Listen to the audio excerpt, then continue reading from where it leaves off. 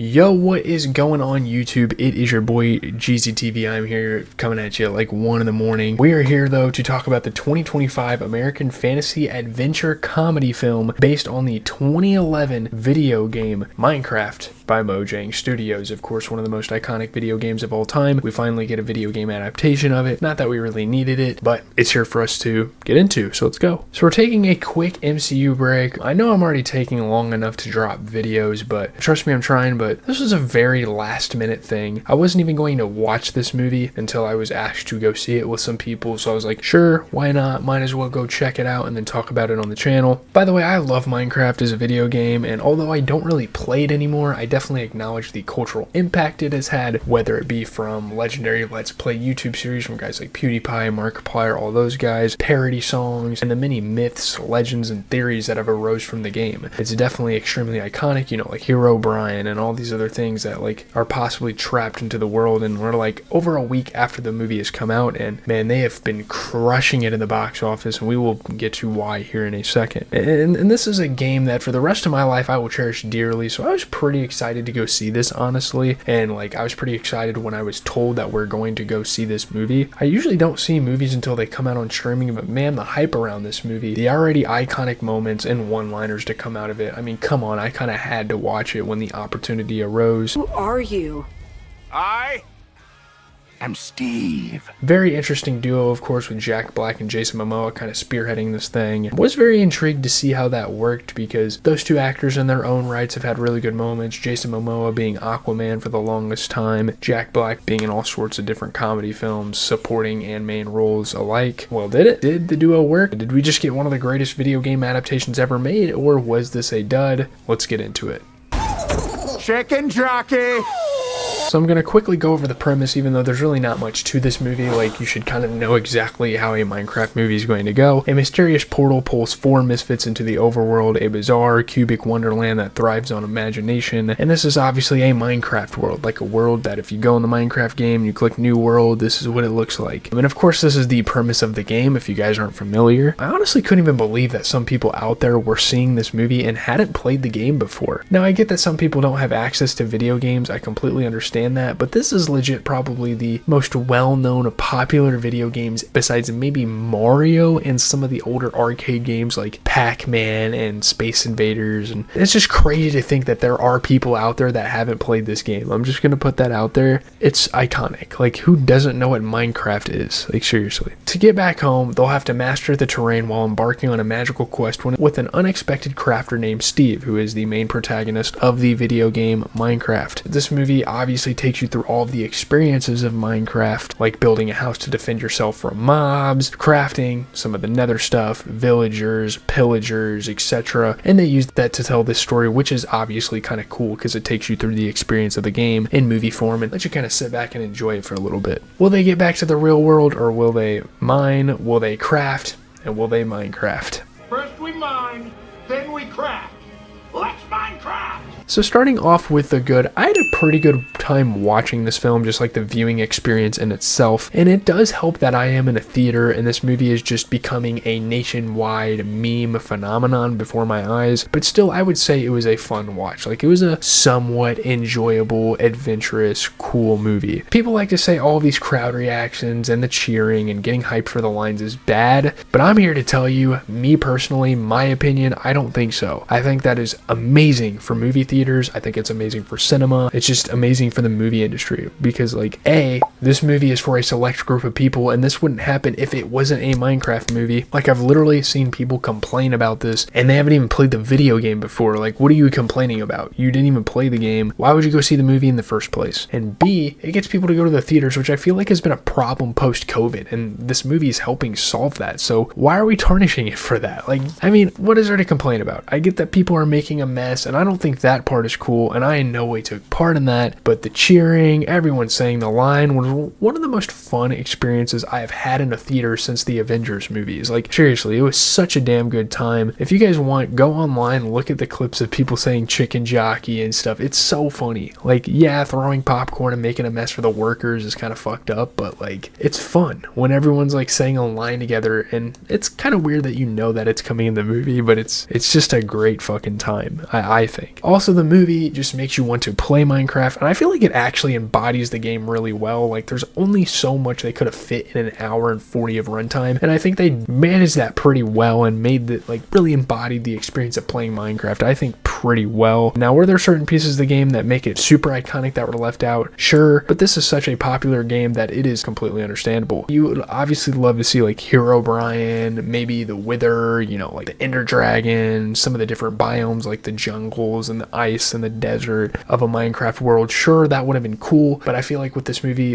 especially because they might be making more movies in the future, they were definitely going for a more bare bones approach and just kind of giving you the general, like, grassland biome to take place. And they had pillagers, they had woodland mansions, villages. There's obviously so many things, like they even had the nether and they had some of the zombie pigmen and stuff. The possibilities were and still are basically endless for this to strive as a video game film franchise. Now, am I saying that they should make 10 movies out of it? Hell no. But I'm rooting for at least a sequel to this because, man, this was a moment. And if we can get that again, I'd love it. Like, sure, it wasn't a super well made, like, script and all that stuff. It wasn't great in that regard, but it was enjoyable. Again, it really takes you back to when you used to play Minecraft all the damn time. Like, COVID was a huge part of me playing Minecraft back in the Minecraft parody days. Like, holy shit, dude, take me back to that time. I love that. It's nostalgic. Also, I was pretty impressed with some of the humor that was thrown in here. For a game that's kind of catered towards kids, I think it's awesome that they were able to fit some humor in here. A lot of funny, satirical, sort of mature lines that didn't really cross that maturity line completely into, like, rated R, but it definitely caught me off guard a bit. I recently got divorced from my husband Clemente, and the main reason is, you know, he didn't have any personality. Not like you.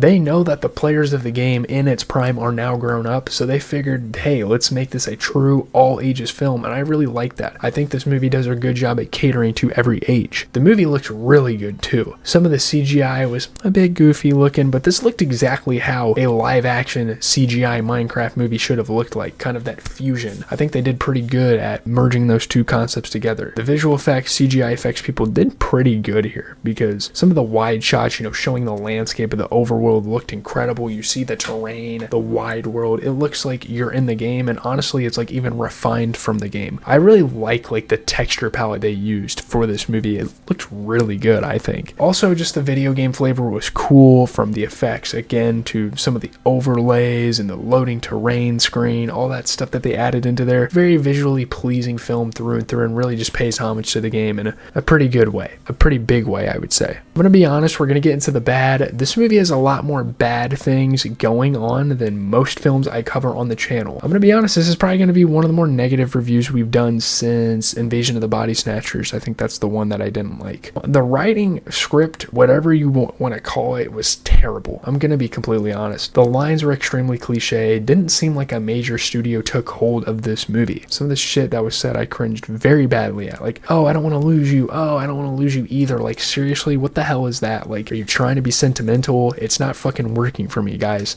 I didn't really enjoy that. It's 2025. We're not in the 80s. We're in the 2020s. We're 40 years ahead of what this fucking script is giving us. Like, so campy, so weird. It really makes you like squeam a little bit. It's like, what the fuck? Also, I will admit, honestly, besides the memes that came out of it with the people yelling and clapping at certain lines, the movie was pretty forgettable, just in terms of what it is and the concept and what happens during the film. It's so formulaic, it's so like fairy tale-ish that it doesn't really deviate itself from other movies, and it doesn't make its own thing. Like, sure, Minecraft, the whole concept is definitely explored well here, but the storyline is simple enough. It's just not a very memorable movie itself. Again, the lines are what people are going to remember. Don't worry! I'm gonna cushion our fall with this water bucket! Release!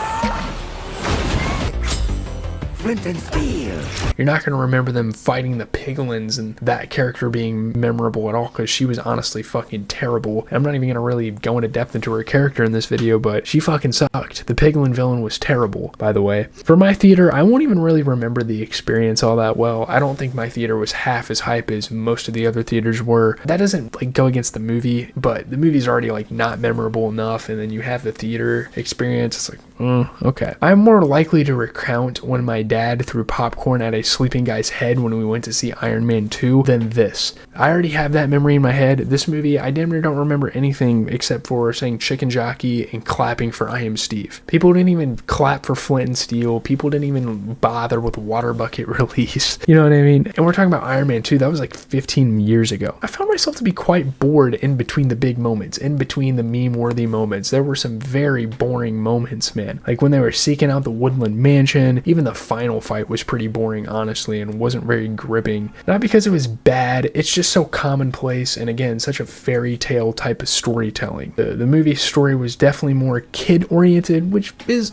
I think, kind of strange. Like, obviously this is an E for everybody video game. Most of the game's OG players, most of the players in this game's heyday are adults by now. It's got a cool mix of humor, it's got a cool mix of stuff, but it's not very memorable. Like, I'm not gonna be able to distinct this movie from any other films, if I'm being real. Getting into the okay, this section will most likely be strictly dedicated to Jack Black, because I'm just mixed on Jack Black as an actor in general. He has high moments, he has low moments. We haven't really covered him on the channel before, but I will say, I mean, he had a heyday earlier on in his career. He was in Tropic Thunder, he was in The Cable Guy, he was in Anchorman, he was even in some of those Jumanji movies a little more recently. He did all those, and I've heard about how great he was in School of Rock. You've had Saving Silverman, you've had Nacho Libre. Those aren't movies I've watched yet, but I've heard great things about him in those. Recently, I just haven't been a huge fan of Jack Black. I heard Dear Santa sucks. I'm also not sure what is up with him being included in multiple video game adaptations. I think like 3 or 4 major video game adaptations up to this point. I don't know why he was in the Mario movie, and he's like breaking out into song just like Peaches, and he does it in this movie at times, and it feels extremely inappropriate. La la la lava, chicken.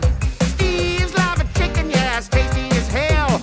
I guess that's how Jack Black is. I don't really know. Can someone tell me what the hell is going on? Like, he was even in the Borderlands movie. Why does every game company have a Jack Black fetish when it comes to making a movie adaptation? I don't mind him as Steve here, honestly. Like, he's not bad as Steve, but he definitely goes over the top and gets a little too quirky at times. And I feel like, yeah, the Minecraft community can get like that, like just the type of people that play the game, but the game itself in no way, shape, or form is presented in that way. So it feels kind of out of place for him to just burst into song or say these goofy things, or him and Jason Momoa make a damn manwich. Like, what is that? You know what I mean? It's fucking weird. The movie is very cringe at times as well. I'll just say that as a generality. The whole Jennifer Coolidge villager side story is kind of funny. Me and a bunch of people we were watching the movie with literally predicted that she would try to fuck someone in this movie, and guess what she tried to do? Fuck even the ugliest creature you will ever see in your life that can't even talk until the end of the movie, and until they're an established married couple with a kid. That's who she wanted to fuck. That's who she wanted to take out to dinner. She ran him over. It's kind of funny, like